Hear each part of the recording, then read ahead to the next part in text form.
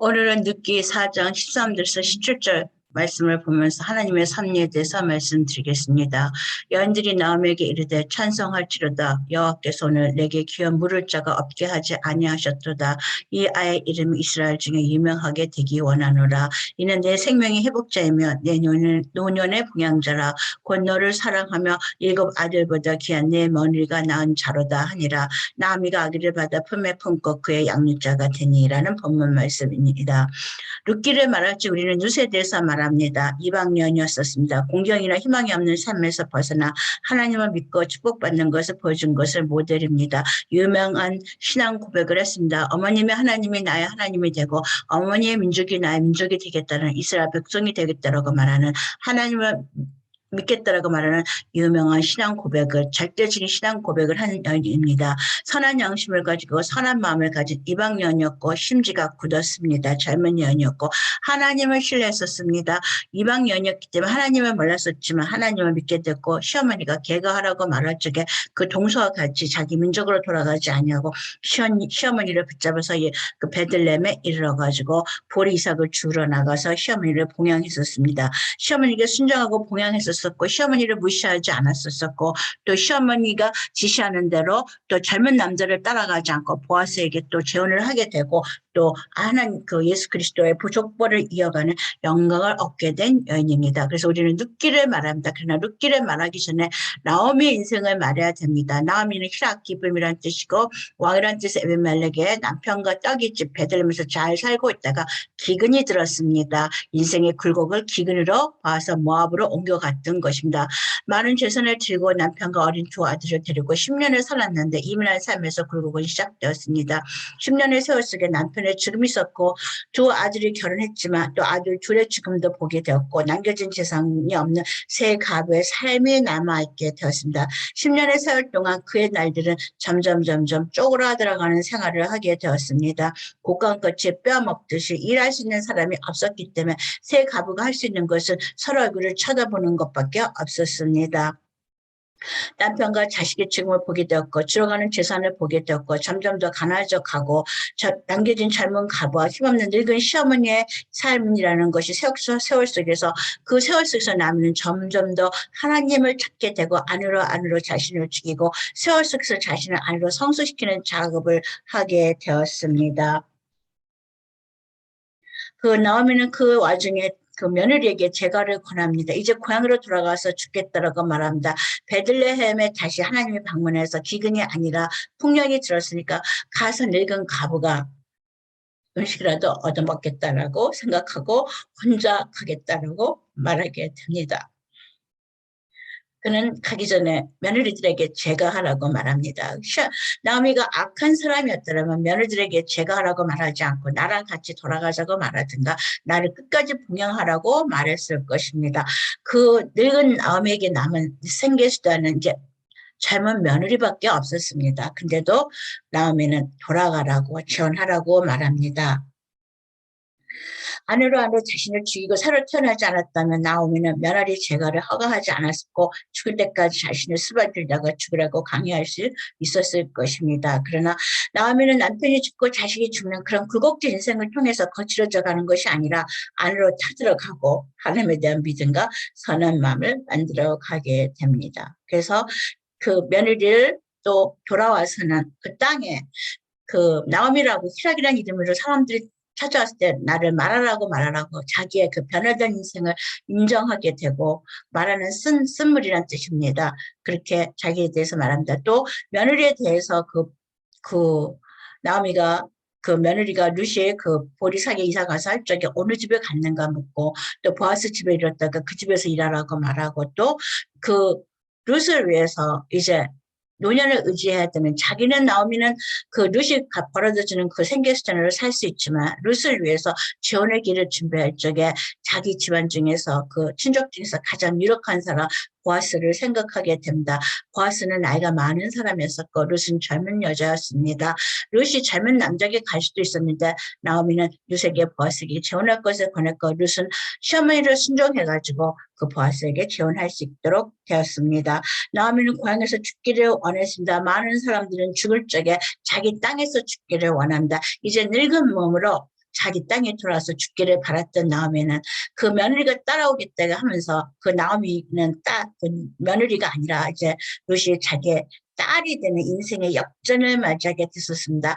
나오미가 하나님 앞에서 자기를 죽여가지 않았더라면 그 남편과 잘 살았던 그런 날들이 아니라 힘들었던 날들을 바라보면서 믿음이 들어가지 않았다면 더욱더 그런 말을 할 수 없었을 것입니다. 룻이 누구를 보고 신앙을 얻었겠습니까?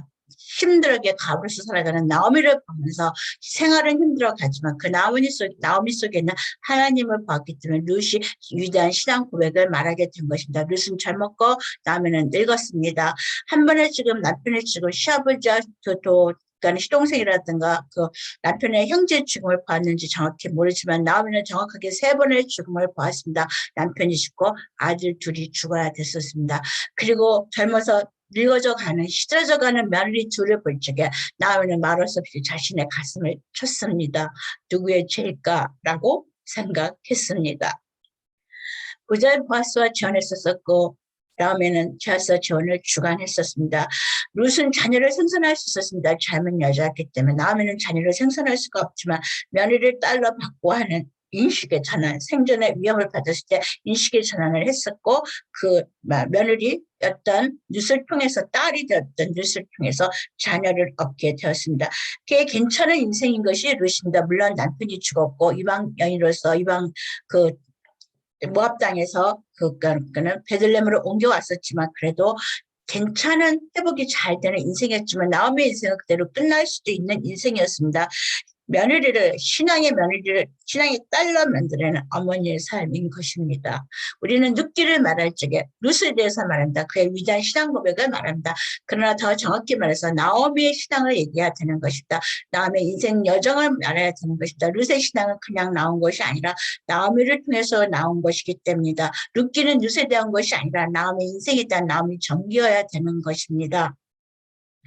남의 인생은 상상과 불안을 극과 극을 통과했습니다. 잘 살았었고 행복했었고 아무런 세상에 대한 그 부족함이 없었던 자신의 인생에 남편과 자식의 죽음 또 젊어서 늙어가는 며느리를 바라보면서 죄없이 가슴 아팠을 때 나오미의 마음속에서 자신의 내면을 보고 하나님의 선한 뜻을 찾고 계승하기 위해서 무지 노력했었다는 것입니다. 그것을 그 이방인인 룻이 보았었고 그 룻은 하나님을 통해서 그 나오미를 통해서 하나님을 만나게 되고 예수님의 족보의 이름을 올리고 하나님의 뜻을 이행하는 고리가 되어줍니다.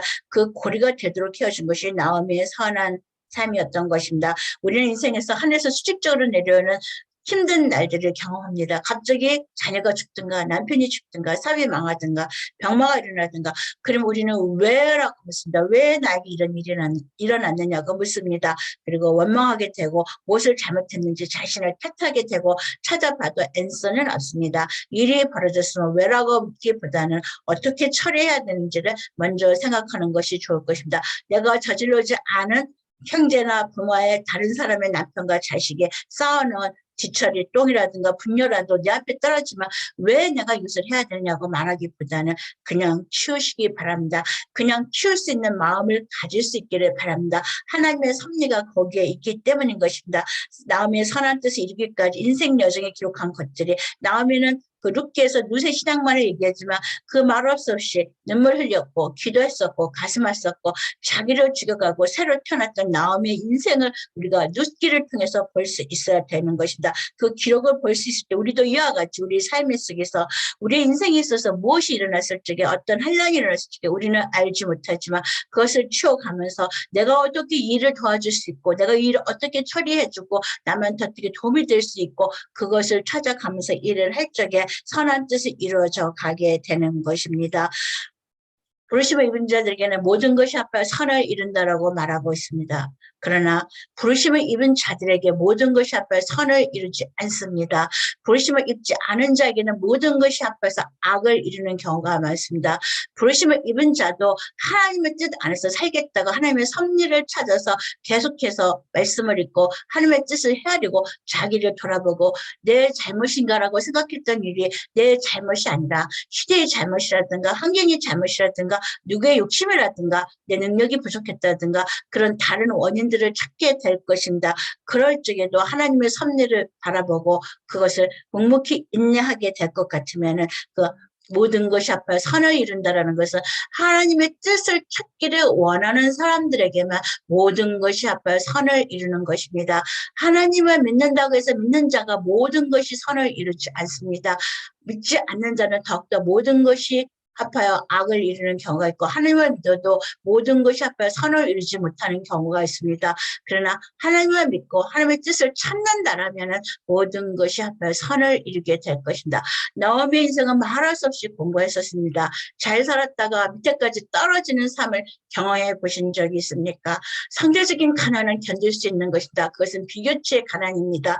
그러나 절대적인 가난, 이제 먹을 것이 없어질 적에 그때도 상대적인 가난에 그 비교치로 고통하는 것이 아니라 절대적인 가난 앞에서 가야 내가 믿는 하나님을 영원히 믿을 수 있고 변하지 않을 수 있는가라는 그런 믿음을 가질 수 있는가 생각해 볼 적에 나오미의 신앙은 위대한 신앙이었던 것입니다. 그리고 나오미는 그 순간 하나님을 의지해서 며느리한테 제가를 보냈고 또 따라오겠던 나오미는 룻을 위해서 며느리가 아니라 딸의 인생으로서 받아들이게 되고 또 딸의 인생을 위해서 재혼을 권하게 되고 그것을 통해서 하나님은 그 나오미의 그 하나님을 따르려는 그 섭리, 하나님의 섭리를 보려는 그 마음의 자세를 봤었었고 그래서 하나님은 또 룻을 통해서 예수님의 가기를 이어가도록 했었습니다.